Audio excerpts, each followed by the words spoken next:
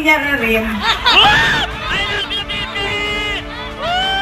Dito ako ngayon. I love you, Bibi! Sa distrito na. I love you, Bibi! Duterte! Duterte! Duterte! Duterte! Duterte! Duterte! Duterte! Nagpapakilala ako sa inyong lahat. Ako, si Sara Duterte. Kaya ko makipag-away sa kanal. Tama! I love you, Bibi! Duterte! Duterte! Duterte! Duterte! Kami, kung saan kami galing, doon sa Mindanao. Sanay kami sa wala. Kaya, walang mawawala sa akin kung dalhin ko ang away na ito dito sa kanal ng distrito ninyo. I love you, Bibi! Kakampi mo kami! Kakampi mo kami! Kakampi mo kami, Bibi! Mga sis, saan kayo galing?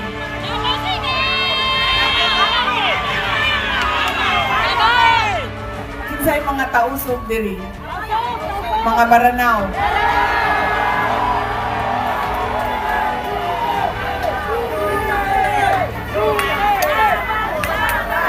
Kinsay mga Bisaya?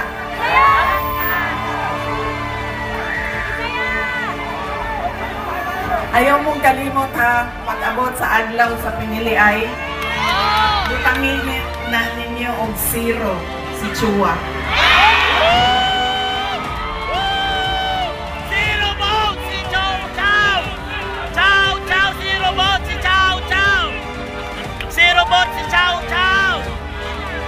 Pangalawa, sikat na apelido, pamilyang politiko, automatic ang boto natin. Pangatlong ugali ng mga Pilipino sa pagpili ng kanilang mga leader. Kung sino yung may pera at bumibili ng boto, ay ibinibigay natin ang ating pagkatao. Na ang congressman ninyo dito, Si Chow Chow! Yes! Si Chow Chow! Si Chow Chow! Chow Chow! Si Chow Chow! Si Chow Chow! inendorso mo ba? Chow Chow! Yan! Anong sapon? Ang sapon! Na!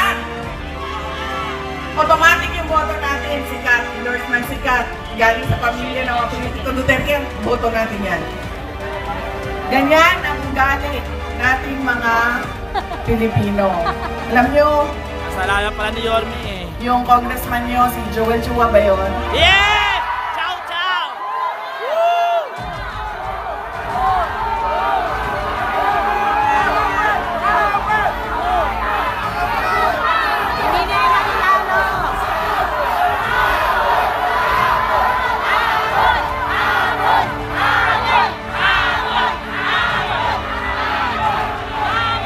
Sabi nung isang kaibigan ko na tiga Cebu, na kaibigan din niya. Sabi niya, pare, bakit mo naman ginaganyan si Sara? Wala naman niyang ginawa sa iyo. Sinisira. Ibo mo yun eh! Sabi niya doon sa kaibigan namin, utang ina pare, hindi ko naman kilala si Sara at hindi niya ako kilala. So ano bang pakialam ko sa kanya? Utang ina rin. I love you, Bibi! Dito ako ngayon. I love you, Bibi! Sa distrito na. I love you, Bibi! Duterte! Duterte! Duterte! Duterte! Duterte! Duterte! Duterte! Nagpapakilala ako sa inyong lahat. Ako, si Sara Duterte. Kaya ko makipag-away sa kanal. Tama! I love you, Bibi! Duterte! Duterte!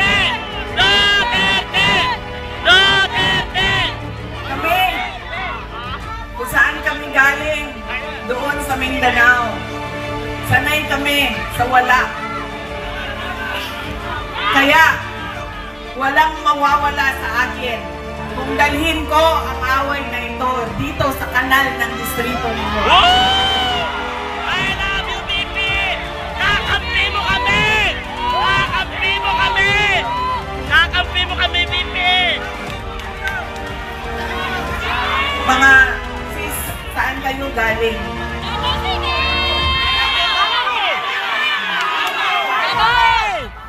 Sa mga tausog diri, mga Maranao.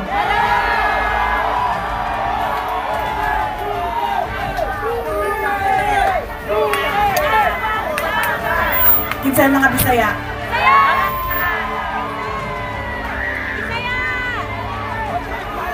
Ayaw mong kalimot ha, pag-abot sa adlaw sa pinili ay utangin na ninyo og zero si Chua.